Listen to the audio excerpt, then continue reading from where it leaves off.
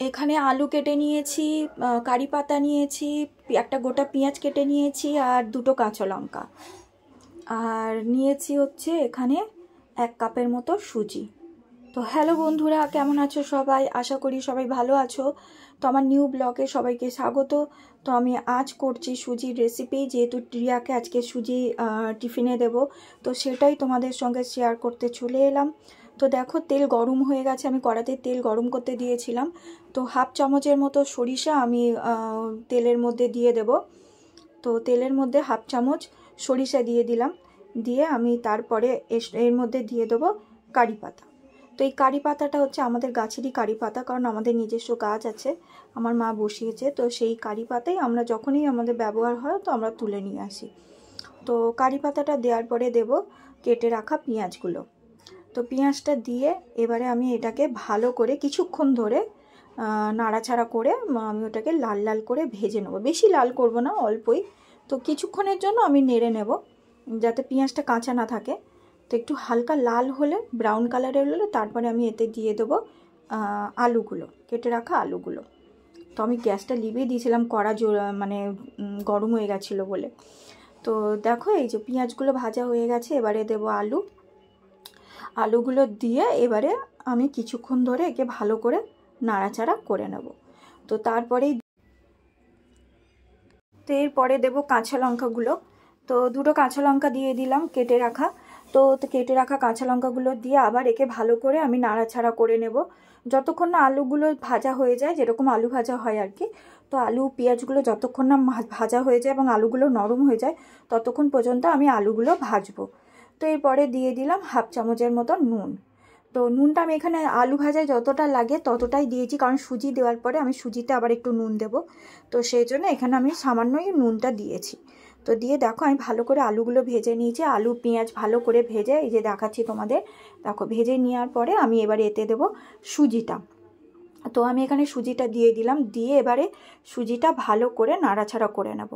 তো যতক্ষণ না সুজিটা লাল ভাব আসছে ততক্ষণ পর্যন্ত আমি এই সুজিটাকে নাড়াচাড়া করতে থাকবো, কারণ সুজি কড়াতে দিয়ে সারাক্ষণ যতক্ষণ না লাল হচ্ছে ততক্ষণ পর্যন্ত আমাকে খুন্তি নাড়িয়েই যেতে হবে, নাহলে তলায় ধরে যেতে পারে বা পুড়ে যেতে পারে। তো সেই জন্য আমি একে বারবার ধরে নাড়াচাড়া করে নেব যতক্ষণ না সুজিটা লাল হয়ে যাচ্ছে। কারণ অনেকে সাদা করে, আমি সাদা করি না, আমি লালই করি। তো দেখো, এই যে লাল লাল ভাব এসে গেছে, দেখো তোমরা বুঝতে পারছো কি না, কারণ আমার রান্নাঘরের লাইটটা খুব কম। তো এই যে লাল লাল হয়ে গেছে। তো এবারে আমি এতে দিয়ে দেবো জল। তো জল তোমরা পুরো একেবারে দেবে না। তো আমি কীরকমভাবে জলটা দিচ্ছি, এখানে তোমরা জলটা একটু ভালো করে লক্ষ্য করো এবং দেখে নাও, কারণ আমি এখানে জল অল্প অল্প করে জল দিই, আমি পুরো একদম মানে। তো সুজিটা আমি ভালো করে নাড়াচাড়া করে এবারে তো দিয়ে দিচ্ছি জল। তো জলটা ভালো করে তোমরা লক্ষ্য করো, আগেও বলেছি এখনও বলছি, জলটা আমি অল্প অল্প করে 2-3 চামচের মতো করে জল আমি অল্প অল্প করে দেব, কেননা একেবারে জল দিলে এটাকে কাদা কাদা হয়ে যাবে, তো মিষ্টি সুজির মতো একদম বাজে খেতে লাগবে। তো সেই জন্য আমি যাতে সুজিটা ঝরঝরে হয় সেইভাবে আমি জলটা দেব। তো দেখো, প্রথমে আমি কিছুটা জলটা দিয়ে একে কিছুক্ষণ ধরে আমি নাড়াচাড়া করব, যখন আবার কিছুটা জল টেনে নেবে তখন আমি আবার কিছুটা জল দেব। তো আমি এরকম বারবার করে জল দেব আর বারবার নাড়তে থাকবো।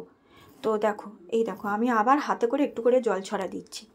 তো আমি যখনই সুজিটা করি তো তখনই আমি এই হাতে করে জলটা ছড়িয়ে ছড়িয়ে দিই, কারণ একেবারে আমি জল ঢেলে দিই না। তো এতে কি হয়, সুজিটা ঝরঝরেও হয় এবং খেতেও খুব সুস্বাদু হয়। তো দেখো, আমি এই যে বারবার জল দিচ্ছি, তোমরা লক্ষ্য করো কিন্তু। তো দেখো, বারবার জল দেওয়ার পরে আমি ওই যে সুজিটা একবার চেক করে দেখে নিলাম, কারণ নুনটা কীরকম হয়েছে না হয়েছে সেটা আমাকে একবার দেখতে হবে। তো দেখলাম যে নুনটা একটু কম আছে, কারণ তখন আলুতে অল্প নুন দিয়েছিলাম। তো সেই জন্য আমি সুজিতে আরেকটু নুন দিয়ে দিলাম, সামান্য, মানে 1/2 চামচেরও একটুখানি নুনটা দিলাম, দিয়ে আবার নাড়াচাড়া করে নিয়ে আবার একটু করে জল ছড়া দিলাম। তো যতক্ষণ না সুজিটা ভালো করে নরম হচ্ছে ততক্ষণ পর্যন্ত আমি জল ছড়া দেবো আর নাড়তে থাকবো। তো যেই মচমচে হয়ে যাবে এবং সুজিগুলো নরম হয়ে যাবে আর ঝরঝরে হয়ে যাবে ততক্ষণ পর্যন্ত আমি এরকম নাড়তে থাকবো আর এই অল্প অল্প করে জল ছড়া দিতে থাকবো। তো দেখো কি সুন্দর ঝরঝরে হয়ে যাচ্ছে আস্তে আস্তে, কড়ার গায়েও লেগে যাচ্ছে না কিছু না, আর একদম পুরো কড়া পুরো দেখো লক্ষ্য করে কড়াতে একটুও লেগে নেই, তো খুব সুন্দর ঝরঝরে হয়ে গেছে। তো আমি এবার আবার একবার টেস্ট করে দেখলাম নুনটা ঠিক হয়েছে কি না, কারণ আমি নুনটা প্রচণ্ড মানে কনফিউজ থাকি কম বেশির মধ্যে। তো আমি একটু আবার জল ছড়া দিয়ে দিলাম, তো দিয়ে এই লাস্টে আমি এবার এটাকে নাড়াচাড়া করে নামিয়ে নেব। তো এই যে দেখো পুরো একদম ঝরঝরে হয়ে গেছে, এই যে খুন্তিতে তুলে দেখাচ্ছি।